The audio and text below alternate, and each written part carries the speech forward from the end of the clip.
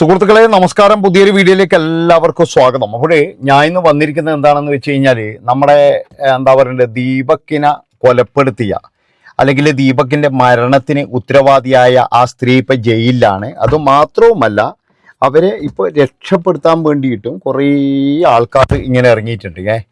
രക്ഷപ്പെടുത്താൻ വേണ്ടിയിട്ട് എന്ന് പറഞ്ഞു കഴിഞ്ഞാൽ അവരെങ്ങനെയെങ്കിലും ഇപ്പം ജാമ്യത്തിൽ ഇറക്കണം. അത് കഴിഞ്ഞാൽ പിന്നെ എന്ന് പറഞ്ഞു കഴിഞ്ഞാൽ കുറേ നാൾ കഴിയുമ്പം കേസ് വരും.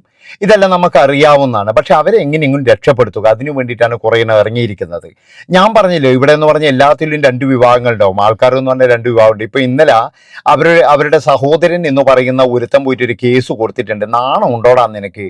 അതായത് ഇപ്പോഴൊക്കെ കേസ് കൊടുക്കുക, തലിയും പാലും ഇല്ലാതെ കേസാണ് കൊടുത്തിരിക്കുന്നത്. അത് കഴിഞ്ഞ് പോലീസുകാർ അവനെ വിളിച്ചപ്പോഴും അവൻ മിണ്ടാട്ടമില്ല. അതായത് അവൻ കേസ് കൊടുത്തു, എൻ്റെ സഹോദരി ആരോ തോണ്ടി എന്നോ ബസ്സിൽ കിടന്ന് തോണ്ടി എന്നൊക്കെ പറഞ്ഞിട്ടാണ് കേസ് കൊടുത്തത്. അതായത് എനിക്ക് തോന്നുന്നത് ദീപക്കിന്റെ പേരിൽ തന്നെയാണ് കേസ് കൊടുത്തത്. കാരണം എന്താണെന്ന് വെച്ച് കഴിഞ്ഞാൽ ദീപക്ക് അവിടുന്ന് കയറി വന്ന് പറയാനൊന്നും പോകുന്നില്ല.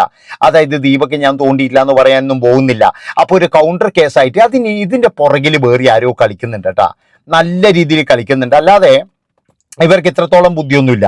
എന്താണെന്ന് വെച്ച് കഴിഞ്ഞാൽ ഇവർ കൃത്യമായിട്ട് ആ ഒരു വീഡിയോ ഇട്ടു. ആ വീഡിയോക്ക് റീച്ചിന് പകരം വന്നത് അവർക്ക് കയ്യാമമാണ്. ഏതായാലും അതൊക്കെ വാങ്ങിച്ചു പോകുമ്പോൾ ഇതിനൊരു കൗണ്ടർ കേസ് വേണം എന്ന് കഴിഞ്ഞാൽ മാത്രമേ നമുക്ക് വിജയിക്കാൻ കഴിയുകയുള്ളൂ എന്ന് ആരുടെ ബുദ്ധിയാണെന്ന് നമുക്കറിയില്ല. പക്ഷെ ഇതിന്റെ പുറകിൽ ഒരു ബുദ്ധി കേന്ദ്രം ഉണ്ട് എന്നുള്ളതിൽ യാതൊരു സംശയവുമില്ല. തുടക്കം മുതൽ തന്നെ എന്ന് പറഞ്ഞാൽ ഒരുപാട് സംശയങ്ങളാണ്. അവരുടെ അറസ്റ്റ് വൈകിപ്പിച്ചതടക്കം, അതുപോലെ തന്നെ അവരുടെ സ്വകാര്യ കാറിൽ കൊണ്ടുപോയതടക്കം നമുക്ക് എല്ലാവർക്കും അറിയുന്ന കാര്യങ്ങളാണ്. അപ്പോൾ തന്നെ ഒരു സാധാരണ ജനങ്ങൾ എന്നുള്ള രീതിയിൽ നമുക്ക് എല്ലാവർക്കും ഒരു ആശങ്കയുണ്ട്. ഇവർ രക്ഷപ്പെടുമോ, അല്ലെങ്കിൽ ഇവർ രക്ഷപ്പെടാതിരിക്കില്ല എന്നുള്ളൊരു ആശങ്ക നമുക്ക് കൃത്യമായിട്ടുണ്ട്. ആ ആശങ്ക തന്നെയാണ് ഇപ്പോഴും ഉണ്ടാകാൻ പോകുന്നത്. എന്താണെന്ന് വെച്ച് കഴിഞ്ഞാൽ ഇവർ കൗണ്ടർ കേസ് കൊടുത്തിരിക്കുന്നു. സഹോദരൻ എന്ന് പറയുന്ന ഒരാളാണ് കൊടുത്തിരിക്കുന്നത്. പക്ഷെ പിന്നീട് അയാളെ വിവരങ്ങളൊന്നുമില്ല. അതുകൊണ്ട് തന്നെ എന്ന് പറഞ്ഞാൽ ഇനി ഫേക്ക് പരാതിയാണോ അല്ലെങ്കിൽ ഉള്ളതാണോ, ഇനി ഇവരുടെ കൗണ്ടറിൽ വാദിക്കാൻ വേണ്ടി മാത്രമുള്ളൊരു പരാതിയാണോ, ഇനിയിപ്പോൾ അങ്ങോട്ട് പോകുമ്പോഴേ തോണ്ടിയത് ശരി തന്നെയാണ് എന്ന് വെക്കുന്ന തരത്തിൽ ഒരാൾ പോലും എന്ന് പറഞ്ഞാൽ അതിന് സാക്ഷിയോ കാര്യങ്ങളോ ഒന്നുമില്ല. ഞാൻ പറഞ്ഞല്ലോ, ഒരു പെണ്ണ് പറഞ്ഞു കഴിഞ്ഞാൽ പിന്നെ പരാതിയാണല്ലോ. ഇവിടെ ഒരു പെണ്ണ് എന്നെ തോണ്ടി എന്ന് പറഞ്ഞു കഴിഞ്ഞാൽ തോണ്ടി തന്നെ. ഇപ്പം നമ്മൾ ഇവിടെ ഇരിക്കുന്നത് ചിലപ്പോഴെന്ന് പറഞ്ഞു കഴിഞ്ഞാൽ അതിലൂടെ പോകുന്ന പെണ്ണ് പറയും ചിലപ്പോൾ എന്നെ തോണ്ടി എന്ന് പറയും. നമ്മളകത്ത് പോയി കിടക്കേണ്ടി വരും. നമ്മളെ നിവിൻ പോളിക്കല്ലേ സംഭവിച്ചത്. അയാൾ ദുബായിൽ പോയിട്ട് വരില്ല. ആ ഒരു സംഭവത്തിൽ അയാൾ ദുബായിൽ എന്നെ ഇതാക്കി എന്നൊക്കെ പറഞ്ഞിട്ട് ഒരു പെണ്ണ് കേസ് കൊടുത്തിട്ടില്ലേ, എന്നിട്ട് അയാളെ നാണം കെടുത്തിയില്ലേ, എന്നിട്ട് ആരെങ്കിലും പറഞ്ഞില്ലേ ഇത് ഫേക്ക് പരാതിയാന്നില്ലല്ലോ. അതാണ് ഞാൻ പറയുന്നത്. പലപ്പോഴും എന്ന് പറഞ്ഞു കഴിഞ്ഞാൽ ഇവർ തോന്നിയതുപോലെയാണ് കേസ് കൊടുക്കുക. അതുകൊണ്ട് തന്നെ എന്ന് പറഞ്ഞാൽ ഇതിപ്പോഴെന്ന് പറഞ്ഞു കഴിഞ്ഞാൽ കൗണ്ടർ പെറ്റീഷൻ കൊടുത്തത് രക്ഷപ്പെടാൻ വേണ്ടിയിട്ടാണ്, അല്ലാതെ വേറെ ഒന്നിനുമല്ല. ഇതിൽ കൃത്യമായിട്ട് ആരുടെയോ ഒരു മൂളയുണ്ട്. അതാണ് നിങ്ങൾ മനസ്സിലാക്കേണ്ടത്. കൃത്യമായിട്ടും വീട്ടുകാർ ഇവരെ ഒഴിവാക്കിയ ഒരു സ്ത്രീയാണെന്ന് ഞാൻ കേട്ടത്. വീട്ടുകാർക്ക് വേണ്ട, ബന്ധുക്കൾക്ക് വേണ്ട, ഒരാൾക്കും വേണ്ടാത്ത ഒരു നശിച്ച ജന്മമാണ്. അതുകൊണ്ട് തന്നെയാണ് ഞാൻ പറയുന്നത്, ഇവർക്ക് വേണ്ടിയിട്ട് ആരായിരിക്കും പരാതി കൊടുത്തിട്ടുണ്ടാകുക. ചില ആൾക്കാർ ഇവർക്കെതിരെ രംഗത്ത് വരുന്നു, അല്ല ഇവർക്ക് അനുകൂലമായി രംഗത്ത് വരുന്നു എന്നൊക്കെ കേട്ടിട്ടുണ്ടെങ്കിലും അറസ്റ്റിലെ പിന്നെയെന്ന് പറഞ്ഞ് എല്ലാവരും മാളത്തിൽ ഒളിച്ചിട്ടുള്ളത്. ശരിക്കും എല്ലാവരും ഇപ്പോഴും ഭയന്നു പോയിട്ടുണ്ട്. അതായത് ഈ സ്ത്രീ ശരിക്കും ചെയ്തത് മുഴുവൻ തെറ്റാണെന്ന് എല്ലാവർക്കും മനസ്സിലായിട്ടുണ്ട്. അതുകൊണ്ട് തന്നെ ഇവരെ ന്യായീകരിക്കാനോ അല്ലെങ്കിൽ ഇവരെ പിന്താങ്ങാനോ ഒരു മനുഷ്യന്മാർ പോലുമില്ല. അതെന്താണെന്ന് വെച്ചാൽ ഇവർ ചെയ്തത് വളരെ തെറ്റല്ലേ. 7ഓളം വീഡിയോ ആണ് ഇവർ ചിത്രീകരിച്ചത്. മനസ്സിലാക്കണം നിങ്ങൾ. അതായത് എന്നെ തോണ്ടി എന്ന് പറയാൻ വേണ്ടിയിട്ട് 7ഓളം വീഡിയോ ചിത്രീകരിക്കേണ്ട ആവശ്യമുണ്ടോ?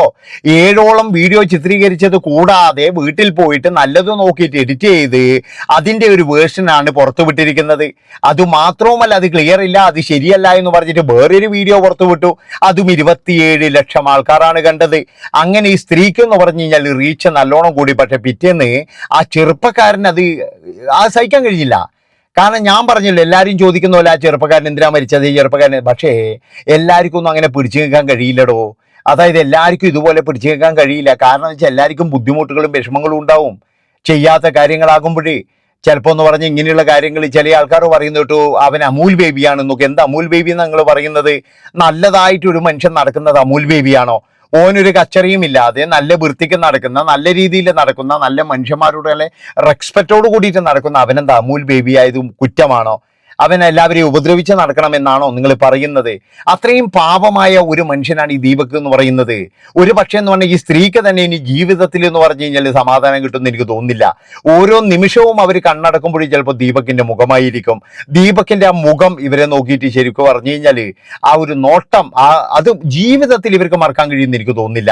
കാരണം ഒരിതുമില്ലാതെ അങ്ങേരെ അറിഞ്ഞിട്ട് പോലും ഇല്ലാത്ത ഒരു കാര്യത്തിനാണ് അങ്ങേരിന്ന് മരിക്കേണ്ടി വന്നത്. അത് വേട്ടയാടിക്കൊണ്ടേയിരിക്കും ഈ സ്ത്രീയെ എന്ന് പറഞ്ഞു കഴിഞ്ഞാൽ. ഇനി ഏത് ശിക്ഷ എവിടെ നിന്ന് വേണമെങ്കിൽ അവർ ഇറങ്ങി വന്നാലും ശരി, ദീപകിന്റെ ആ ഒരു ശിക്ഷയുണ്ടല്ലോ, ദീപകിന്റെ മുഖമുണ്ടല്ലോ, അതിങ്ങനെ എന്ന് പറഞ്ഞു കഴിഞ്ഞാൽ ഇവരെ കൃത്യമായിട്ട് വേട്ടയാടിക്കൊണ്ടേയിരിക്കും. അതാണ് എനിക്ക് പറയാനുള്ളത്. അതിൽ നിന്നും ഇവർക്ക് കൃത്യമായിട്ട് മോചനമൊന്നും ഉണ്ടാകുമെന്ന് എനിക്ക് തോന്നുന്നില്ല. ഇവർക്ക് ഒരു മോചനവും ഉണ്ടാവില്ല. അതൊരു വലിയ ശിക്ഷ തന്നെയാണ്. പിന്നെ മറ്റൊരു കാര്യം എന്ന് പറഞ്ഞു കഴിഞ്ഞാൽ ഇവരെ പറ്റിയിട്ട് കേൾക്കുന്ന ചില കാര്യങ്ങൾ അതൊക്കെ നമ്മൾ കണ്ടതാണ്. എന്താണെന്ന് വെച്ചാൽ നാട്ടിൽ പർദ്ദയിട്ടിട്ട് ആൾക്കാരെ പറ്റിക്കോ. ഈ പർദ്ദ എന്ന് പറയുന്നത് തന്നെ എൻ്റെ അഭിപ്രായത്തിന് ഇങ്ങനെയുള്ള സ്ത്രീകൾ ഉപയോഗിച്ചിട്ട് ചിലപ്പോൾ അതിന്റെ പുണ്യം വരെ പോകും. അതായത് ഈ പർദ്ദ എന്ന് പറഞ്ഞു കഴിഞ്ഞാൽ കൃത്യമായിട്ടെന്ന് പറഞ്ഞാൽ പ്രവാചകൻ ആ ഒരു മുസ്ലിം സ്ത്രീകൾ ശരീരം പുറത്ത് കാണിക്കാതിരിക്കാൻ വേണ്ടി ഉപയോഗിക്കുന്ന ഒരു സാധനം ഇതുപോലെയുള്ള ആവശ്യങ്ങൾക്ക് ഈ അറസ്റ്റ് ചെയ്ത് കൊണ്ടുപോകുമ്പോഴൊക്കെ ഇടുന്നത് കാണുമ്പോൾ ശരിക്ക് നമുക്ക് തന്നെ എന്ന് പറഞ്ഞു കഴിഞ്ഞാൽ എന്താ പറയേണ്ടത്, ഇങ്ങനെയുള്ള സ്ത്രീകളോട് എന്തൊരു അവസ്ഥയാണിത്. അവർക്കൊക്കെ എന്ന് പറഞ്ഞു കഴിഞ്ഞാൽ ഈ ബസ്സിൽ പോകുമ്പോഴോ പുറത്തു പോകുമ്പോഴോ ഒന്നും ഒരു കുഴപ്പമില്ല. ഈ അറസ്റ്റ് ചെയ്യുമ്പോൾ മാത്രം പോയിട്ട് പർദ്ദയിട്ട് നടക്കുന്ന ഒരു സ്വഭാവം. അതുപോലെ രാഷ്ട്രീയ പാർട്ടിയിൽ ചേരുമ്പോൾ മാത്രം ഈ മെമ്പർ ആകാനോ അങ്ങനെ എന്തെങ്കിലും പോയിട്ട് സ്ഥാനാർത്ഥിയാകുമ്പോഴും മാത്രം ഈ പാർട്ടിയെ സ്നേഹിക്കുന്നവർ, ഇങ്ങനെയുള്ള കുറേ നശൂലങ്ങളുടെ അതിലൊന്നു തന്നെയാണ് ഈ സ്ത്രീ എന്നാണ് എനിക്ക് തോന്നുന്നത്. കാരണം എന്ന് വെച്ചാൽ കാര്യം കാണാൻ വേണ്ടിയിട്ട് മാത്രം പർദ്ദയിടും. അല്ലാത്തപ്പോഴെന്ന് പറഞ്ഞു കഴിഞ്ഞാൽ ലെൻഡനിൻ അതുപോലെയായിരുന്നു. മനസ്സിലാക്കണം നിങ്ങൾ. അപ്പൊ അങ്ങനെയുള്ള ആൾക്കാരോട് എനിക്ക് പറയാനുള്ളത്, ഇനി ഇമാതിരി പോക്കൃത്തരം കാണിക്കരുത്. അതായത് നിങ്ങൾക്ക് ഇട്ട് നടക്കണ്ടെങ്കിൽ നിങ്ങൾ ആദ്യമേ ഇട്ട് നടക്കും. അല്ലാതെ പോലീസ് പിടിക്കാൻ വരുമ്പോഴോ ഇല്ലെങ്കിൽ പോലീസിന്റെ കയ്യിൽ നിന്നും രക്ഷപ്പെടാൻ വേണ്ടിയിട്ടോ ജനങ്ങളുടെ ഇത് മേണിക്കാൻ വേണ്ടിയിട്ടോ ജനങ്ങളുടെ സ്നേഹം മേണിക്കാൻ വേണ്ടിയിട്ടോ ഇമാതിരി തോന്നിയവാസം കാണിക്കാൻ പാടില്ല എന്നാണ് എനിക്ക് പറയാനുള്ളത്.